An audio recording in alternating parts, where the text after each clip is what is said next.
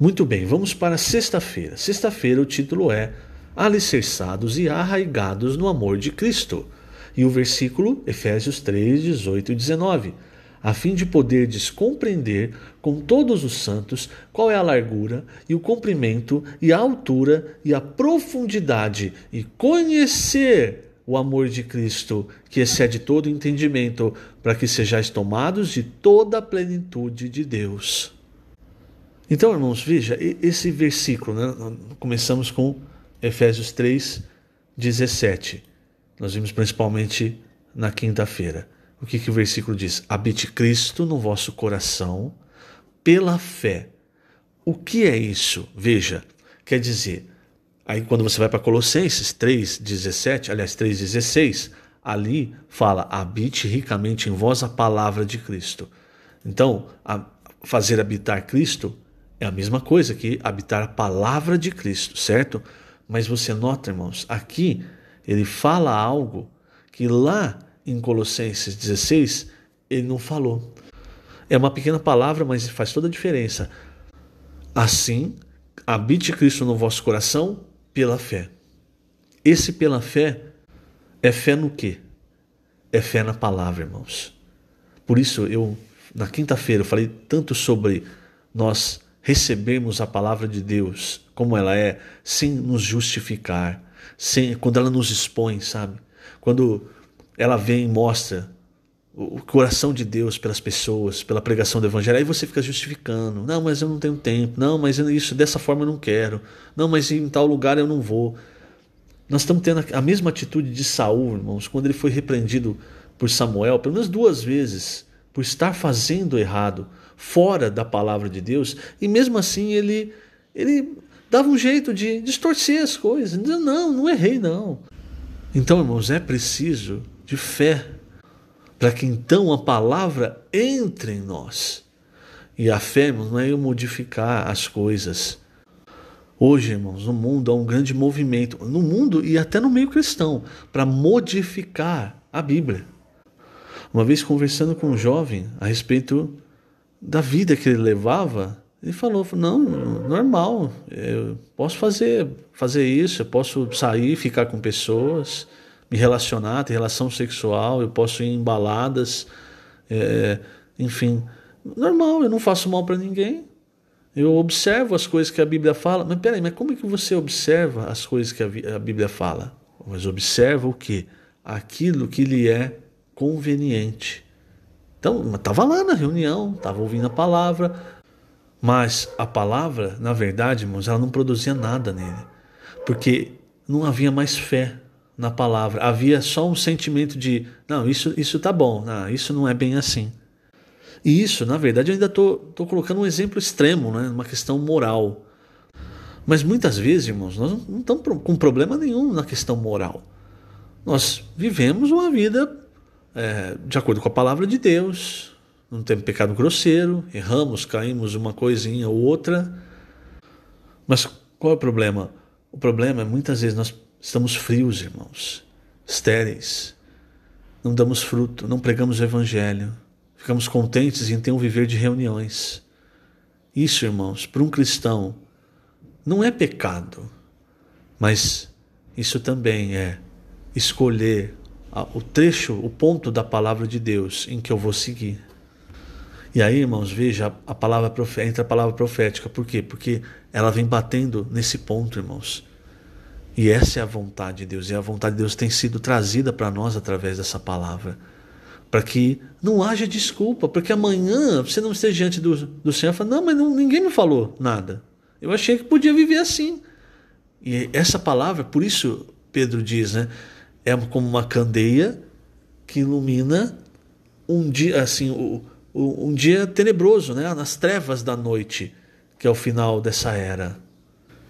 E quando a palavra de Deus ela entra de fato em nós, irmãos, o que ela produz? Aí nós vemos o versículo 18, o final do 17. Ela vai nos arraigando e alicerçando em amor. E nós começamos a compreender com todos os santos. Por quê?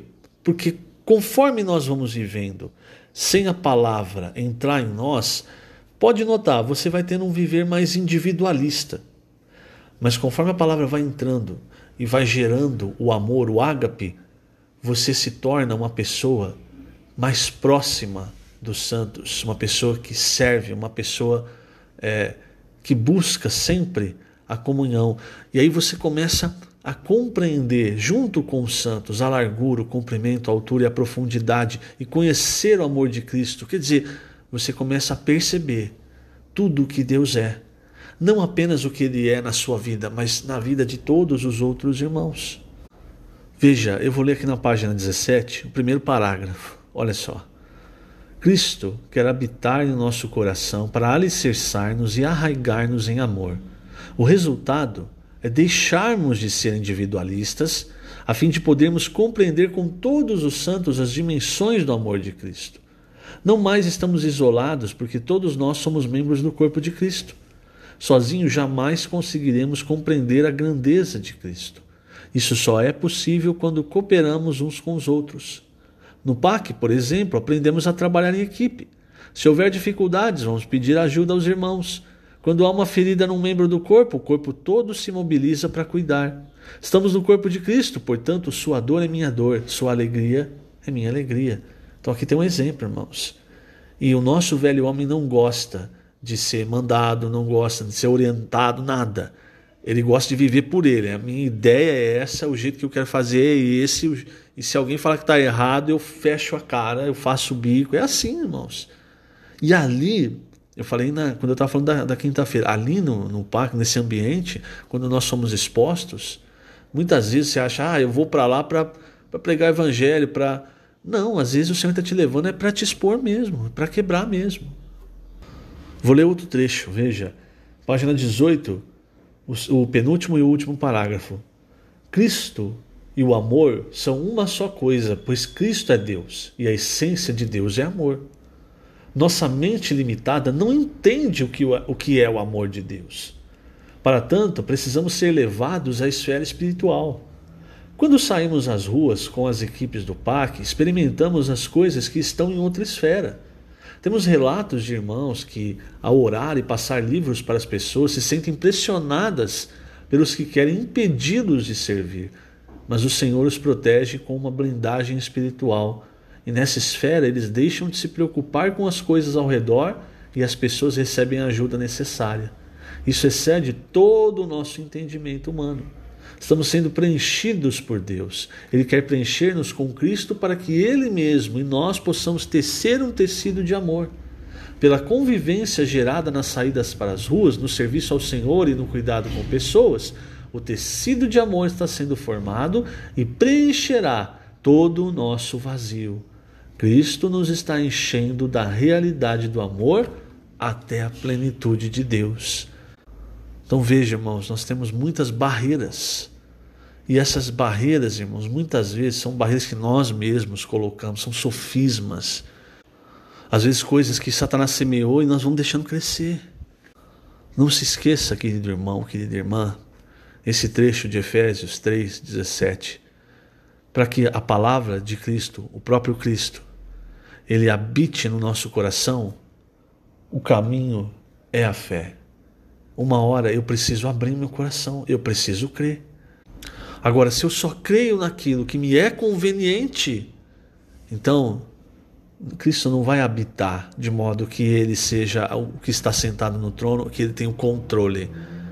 Quem vai sempre estar no trono é você. E se não, as coisas não acontecem do jeito que você acha que tem que acontecer, aí você vai procurar em algum lugar, vai pegar um trecho isolado, vai distorcer uma palavra às vezes errada, e aí você vai colocar e falar assim, está aqui, tem que ser do meu jeito. Então, irmãos, isso é, para nós, isso é uma grande advertência. Veja o resultado das coisas. Porque no final, ali no versículo 17, qual que é o resultado? Estando vós arraigados e alicerçados em amor. E o que o amor produz? Então veja o resultado. O amor, irmãos, ele não fica produzindo acusação, produzindo mentira, produzindo... Não, o amor, irmãos, ele é benigno, como Paulo descreve em 1 Coríntios 13, aquilo ali é um amor, não há ciúmes, não há ira, enfim. Quando a palavra entra, ela nos arraiga e alicerça no amor. E o amor produz tudo que está lá em 1 Coríntios 13. Então veja o resultado. Se o resultado é acusação, se o resultado são todas essas coisas, mentir, todas essas coisas, irmãos, é porque no começo Cristo já não está habitando. Mas se o resultado é o amor, então é o resultado de Cristo habitar ricamente em nós. Que o Senhor te abençoe grandemente nesse dia. Lembrando, estamos colocando essas gravações no canal do YouTube da Igreja em Ribeirão Preto. Jesus é o Senhor.